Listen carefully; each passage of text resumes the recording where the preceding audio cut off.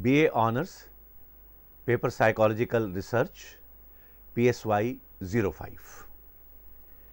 Hello friends, very good morning. Today we will talk about what is psychological research. The name of your nomenclature or the name of your paper which we are dealing at the moment is psychological research. So, what is at psychological research? Whom research we will call psychological? So, it is the basic very first concept which you should try to understand. So, we will start. What is psychological research? The basic difference between the man and infrahuman is the development of the brain. Man can think why a particular fact occurred, whereas an animal cannot. One of the philosophers, when asked to name his best friends, he replied that the best friends which remain loyal to him throughout the life are why, where, how and what. It gives birth to the scientific queries in the mind. Now, we are mammals, human being as well as the animals. What is the basic difference between the animal and the human being? The basic difference is the development of this central structure, that is the brain. Our brain is more developed. Our brain is more developed. Now, since it is developed, so we can think why it happened, how is it so, what is happening, what is the reason for that. When Newton gave his law, apple came down, he thought that why the apple came down, why didn't go up. We can think rationally why, how, what, but animal cannot think. Now, since because of this development of the central system structure, we are superior, and that is why we are dealing with the research. I tell you, one of the philosophers, a question was asked to him, and the question was, sir, tell me the name of the friends which remained loyal to you throughout the life. Remained loyal to you throughout the life. The answer was very beautiful and will answer your query that what is psychological research. He said, my friends were why, where, how, what. How it is say this type of thing, what is that, where he is there, how it happened, why is it so. Now, these friends stimulated him, his brain, neurons to answer the questions, and he gave to the big researcher, philosopher. So, it gives to the scientific query that comes in the mind. So, when you talk about the psychological research, open your mind, and then when things are happening, ask the question why, when, how, where, such type of the question. Now, research is a part of the science. In the science, we do the research. Now, I will try to first explain what is science. The word science evokes various images in our mind, and widely textbooks, equation computations, white lab coats, microscopes and complex instruments including laptops to space shuttles, though their images reflect some aspects of the science, but none of them conveys the complete picture because science is a multifaceted. Now, when a person is asked to that what is science, a layman, what comes in mind? The scientists must be in a white coat in the laboratory. They must be doing work at the on the laptop. They must be working on the microscope, such instrument, that instrument, such type of the things. But it is a restricted because science has multi faces. That is why I said science is multifaceted. Science tries to explain. Now listen, science tries to explain the hows and the whys of the events. No, it may not be necessarily laptop, not white coat. Hows, how it happened. Why this event happened. It clarifies how the natural world works. What is the components, what its components are, how the natural world is working, and what are its components, and how the world evolved to its present form. Traditionally, science's main goal is to develop knowledge and understanding apart from building up application of the knowledge.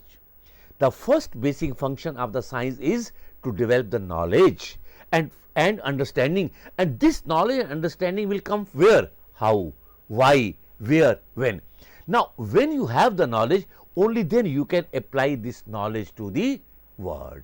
So, understanding, getting understanding and developing the knowledge actually is the science. So, you should not have any misconception about the science. The man, now I will talk about how the research developed, science and positivism. The man who realized Descartes' vision of the conceptual framework of nature was a perfect machine governed by exact laws and completed the scientific resolution was Newton. So, Newton was the person who explained all these things. He developed the complete mathematical formulation for the mechanistic view of nature by synthesizing the work of Copernicus. The Newton work carried on the work of the Copernicus, and he tried to synthesize all the mathematical equations, and that came before us. Copernicus, Kepler, Bacon, Galileo and Descartes. Newton provided a consistent mathematical theory in the form of general laws of motion governing all objects in the solar system from stones to planets. Now, we are talking about the science, psychology. We are not talking about the Newton's law, so it is wastage of the time if I just try to explain what are the laws of emotion. But you all know, all basic knowledge of the science, that Newton gave us the general laws of the motions, and those laws are coming working in the solar system. Now, we have the Chandrayaan, we are moving to the sun, we are moving to the Mangal. Now, what are these? These are all the applications of the Newton's mathematical theory equations, which has given this reaction time multiplied with this is the gravity, or this is the force, this is the pull push. So, Newton's view was actually the positivism in the scientific mind. As these laws are universally applicable, what? Newton's law. As these laws are universally applicable, they confirm that Cartesian view of the nature, that is, the universe is a huge mechanical system which operates according to the exact mathematical laws. So, what is nature? It is a very complex, very wide mechanical system. We have the stars, we have the moon, we have the man moving here and there, we have the animals. So, as in the Newtonian system, all physical phenomena are reduced to the motion of material particles caused by the force of gravity. Religious interpretation of such facts were gradually replaced by what is a scientific worldview. Thus, objective description of the nature becomes the goal of all the sciences. Now, actually the research developed from this positivism. So, from the Newton's mathematical equations, and we moved ahead and tried to understand the nature. Now, we will come to the psychology. What is psychology? Psycho plus logi. Psycho means mind, logi means science. A science that studies the mind. Now, since in the science we can verify the things, we can observe the things, we can't verify the mind, we can't observe the mind. So, that is why Watson used the word behavior. So, now we say psychology is the science which studies the human and the animal behavior. So, psychology is science. It is very clear from its term psychology, psycho plus logi, and the Latin word it was psychologia. Now, psychology was, now how psychology is a science we will talk about, because we want to understand what is psychological research. Psychology was also influenced by this wave of scientific methodology. Which wave? Positivism, Newton's approach. Though psychology was initially considered as the study of mind and consciousness, by the change of century, focus to the study of behavior within the Newtonian framework, the advent of the association museum, which did a strong impetus to the growth of the modern psychology, as it allowed reduction of the mental functioning to certain elementary rules.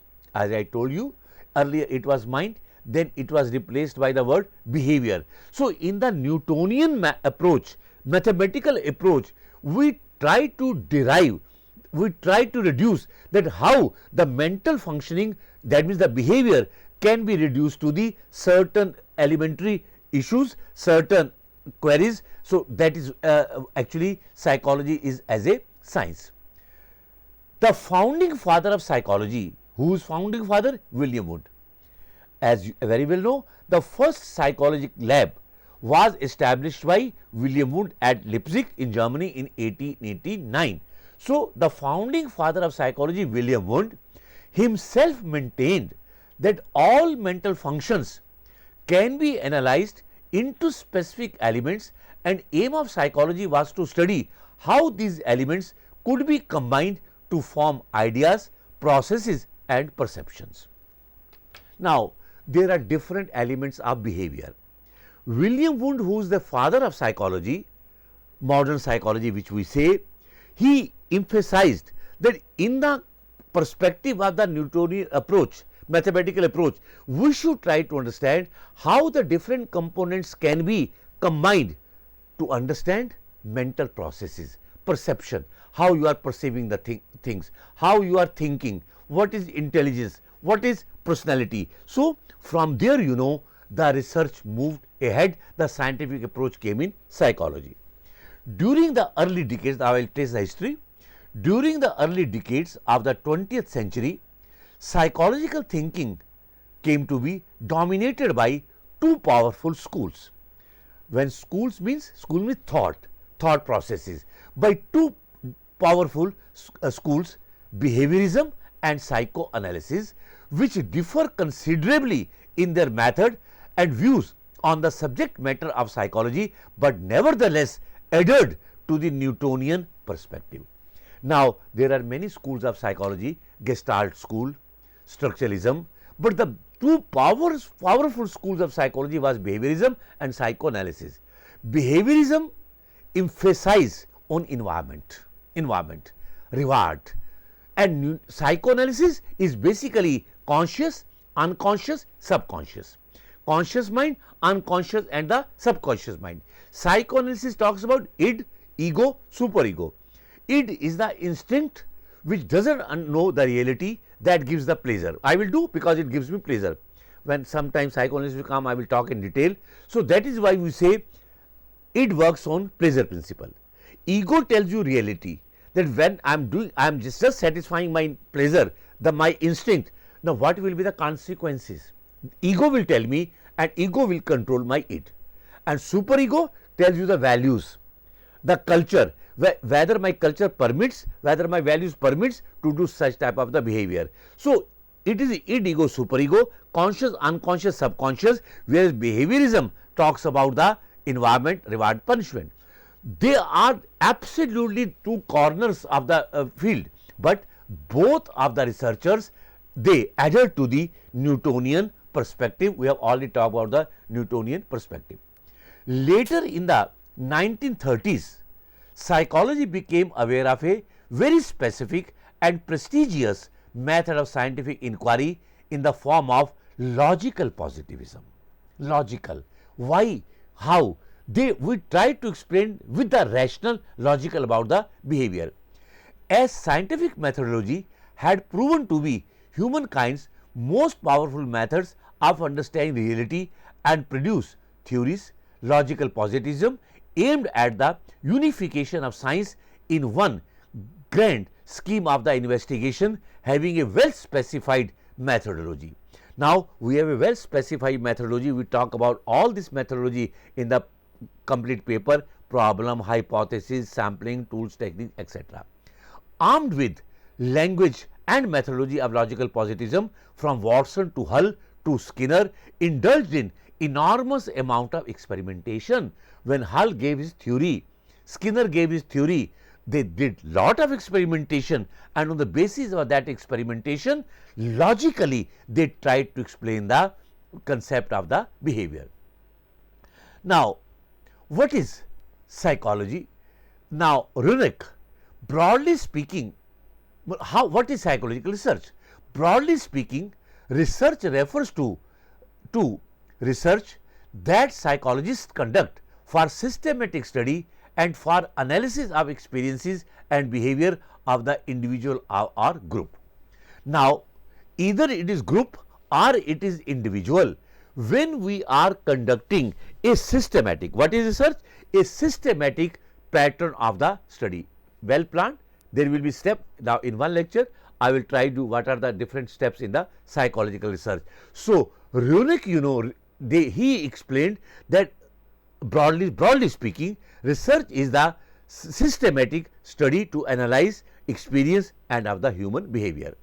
Now, when you conduct research, there are two basic models which we must try to understand. As a student of psychology, we must try to understand the two models. Now, one model was given by Aristotle and the second model was given by Bacon. Now, Bacon gave one model and Aristotle gave, Aristotle, the Socrates, Aristotle, you all know the great philosophers. So, Aristotelian approach is quite different than the approach given by the Bacon. First, I will explain Aristotle's model of research. Then you will be able to understand actually what is research, what we do and how it happens. Aristotle proposed a model by which concrete application or consequences are deducted from the general principles and theories are deducted from the definitions and postulates. Now, Aristotle explained that on the basis of general principles, we make deductions, we come to the conclusion, we make inference, we find the results. It is on the base of the deduction on which basis concrete application consequences deducted from general principles of behavior. I will tell you what are those and the theories which you have, and on that basis you form the hypothesis. This model is also Aristotle model. This model is also called a deductive model of research. Now, this model is called deductive model of research. Deductive reasoning, what is deductive? Deductive reasoning is a logical approach where one progresses from general ideas to the specific. One of the method of this technique is the formation of syllogism. I will tell you what is syllogism. Syllogism may be called as postulates also. In postulates, there are three steps. It can be explained as a major premise, minor premise and then a conclusion. Now, try to understand. Now, this model is your deductive model of the research. Now, in this deductive model, there is a general assumption, general impression. On the basis of that general understanding, we may come to the conclusion. Now, that means first we will form the general assumption, then we will come to the conclusion. This which we are forming on it is called postulate, or it is also named as the syllogism. Syllogism are the postulate one and the same thing. Now, I will form the postulate and try to explain. When you form the postulate, there will be three concepts are the stages: major premise, minor premise and then the conclusion. We will make the deduction. Major premise, for example, I say all major premise, all college students are intelligent. Now, general assumption, I said it is general theory. Now, I will make the minor premise, Mr. X is a college student. All college students are intelligent. Mr. X is a college student. So, what is conclusion? What is finding? Mr. X is intelligent. All are intelligent. He is a college student. So, he is also intelligent. I have made this deduction from where? From the general postulate. Now, major premise, minor, this is called as a postulate or the syllogism. All persons are immortal. He is also a human person. So, what will conclusion? He is also immortal. All Indians have high values. He is also an Indian, so he has also high value. Now, this is assumption that all Indians have higher on the value system. He is also an Indian, so he will also have the higher value. Now, he is also have the higher value. From this conclusion come from where? Deducted from where? From the postulate. This model was given by the postulate, by the Aristotle. Now, question arises, how you will form the postulate? How the syllogisms are constructed? Now, this is the main question. The major premise is a part of the postulate system of the observer, the set of beliefs he holds about the nature of human behavior in terms of which he judges the particular case.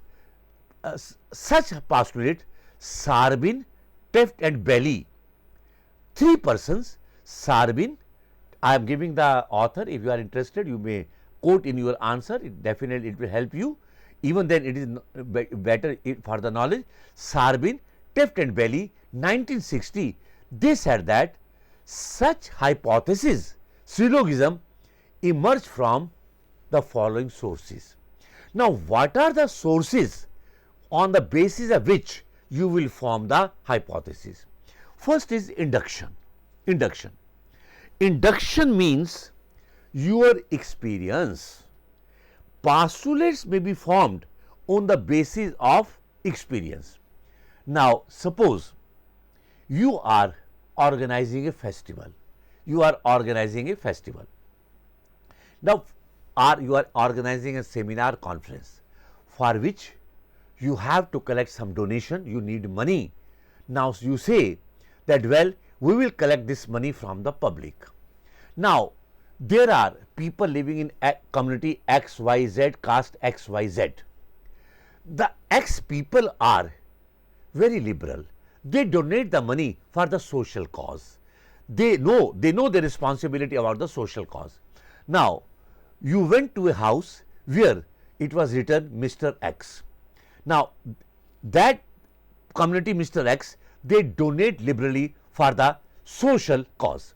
Now, you go to the person, knock the door, he says, yes, welcome. You say, sir, we are organizing such and such cause, for the social cause, we are organizing a function, we want some donation. He gives you donation. Now, second, you go to his neighbor, he is also of the same community. Now, that community is liberal, he gives you the donation. Why? Next is the why. They say, we are least interested to give the donation. Okay. Fourth house is also of the house of X community. Now, you say, now try to understand, all the people of X community are liberal in giving donation for the social cause. He also belongs to X community, so he will also donate the money. From where you know? From where you get this idea? Your experience told you that all people of this community are faithful. He is also from that community, so he will also be faithful. It is your experience. None has told you. You have not gone through the literature. Your own experience is all teachers who teach you very well. So, now you have made assumption all teachers, all professors teach very well. He is also a professor.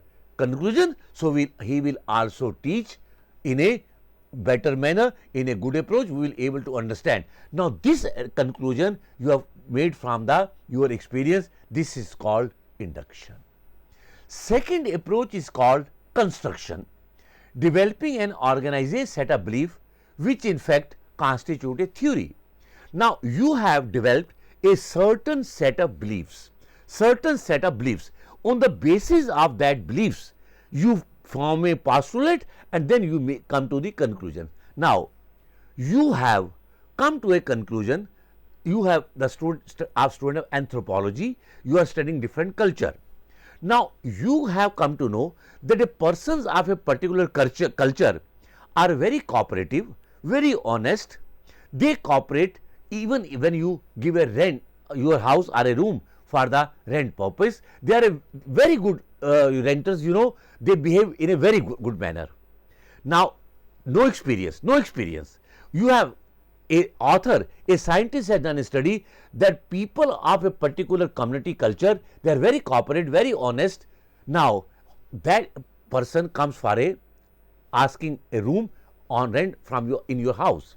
Now, you have a theory before you, all people of this community are very cooperative, he is coming from also from that community, so will also be cooperative. Conclusion, so I will have no problem giving rent, giving my house on rent to that community. This you have made from a construction, that means making hypothesis on the basis of certain theory. Now, third is analogy. It is the other phenomenon emphasized as if of nature of the behavior. What is analogy? In an analogy, you know, a relation is given between one thing, and on the basis of that, if this then this, you are to find the relationship of the other. Now, if I say pen is to write, pen is to write, then knife is to cut, knife is to cut. Now, you say, I said analogy, pen is to write. Now, you have come to the conclusion that knife is to write. Knife is also for murder, the negative. Why you didn't come to the conclusion that knife is for murder? Because I have given a constructive use of the pen. Constructive use of the pen. So, you will have to find the, you will have to come to the inference conclusion that constructive use of the knife. You know, when we were students, younger, when we were in the class 3rd, 4th, 5th, then we were having the pen, you know, ink pen having the nib. Now, you have the ball pens. Now, we sometime just to irritate or take the revenge, sometimes we used to prick the pen of a classmate which is just going, who has irritated you. Now, I say pen is to prick, now knife is to murder. Now, I am talking about the negative, destructive use of the pen. So, negative use of the pen, you will have to tell the negative use of the knife. So, this is the analogy. As school, as the college is for a professor, similarly, hospital is for the doctor. It is analogy. So, on the basis of analogy, you can form the postulate syllogism. And the last source is your authority. When I say authority, whose authority? Authority means uncritical acceptance of the facts, principles from your elders, from your seniors, your teacher, your parents. Now, your parents have told you something. Now, my parents are authority for me. I will accept their facts uncritically if I am considering authority. Teacher is the authority for you. Now, if a teacher or whosoever is authority has explained certain thing, you now have believe on that, you believe and then you make a hypothesis. My father has said, if this happens, then it will happen. So, I will also, if this happens, then it will happen. My father has said, my teacher has told me that if X is there, then Y will happen. So, I will make the conclusion, if this is, then it will happen. So, there are 4 sources on which you can form the hypothesis: induction, experience, construction on the basis of theory, analogy on the basis of comparison, and authority on the basis of the uncritical acceptance. Now, come to the second proposition. Mr. X is a college student, involves instantiation. In Sarbin, it is Sarbin term, classifying the particular case as an instance of a class. From instance, the word instantiation has come. This may involve in turn examination of many cues to establish class membership. With the case of instantiated in terms of existing postulate, the person is then able to arrive or judge and make a subsequent prediction. This is I have already explained. Now, I come to this very second model, Bacon's model.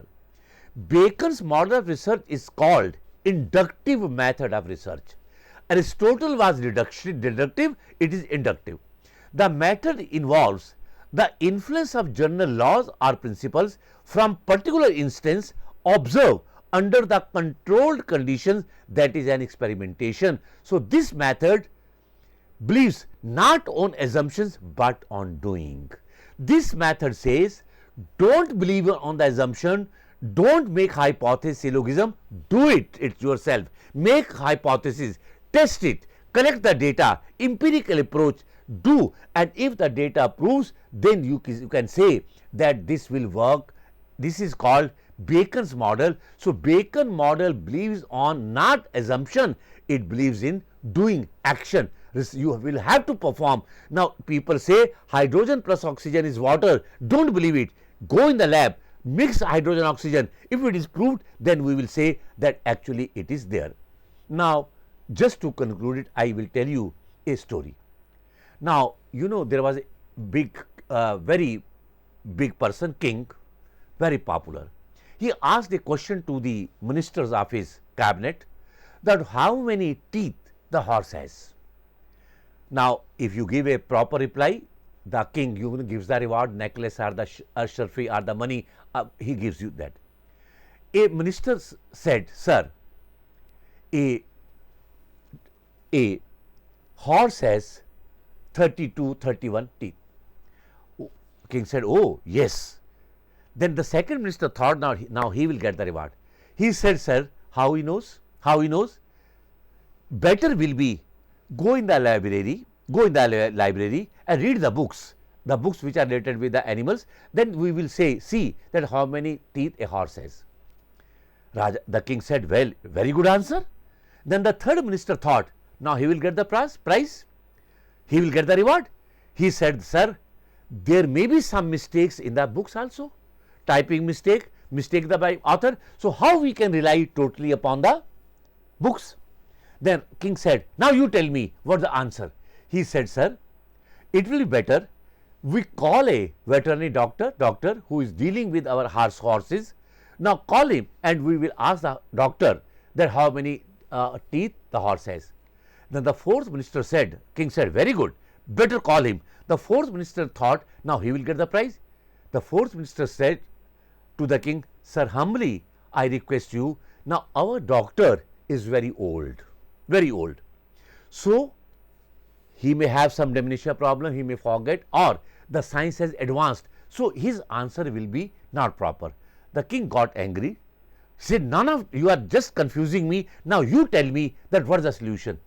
The fourth minister said, now it is Bacon's model. He said, sir, take a horse, ask the person, bring a horse in darbar. Now, we will open the mouth and we will count the teeth. Now, this is research by doing, not on the basis of books, not assumption. That means you do the work and come to the conclusion. So, nowadays the empirical research which you are doing, statistical analysis, hypothesis, collection of data, it is all Bacon's model, which is called as the inductive model of the research. So, today I try to explain what is research, what is science, how positivism led to the research in the psychology, and how in the psychology in 1930s developed to the modern research, and the approaches of the research, that was the Bacon's model and was the Aristotelian model. So, this was about what is psychological research.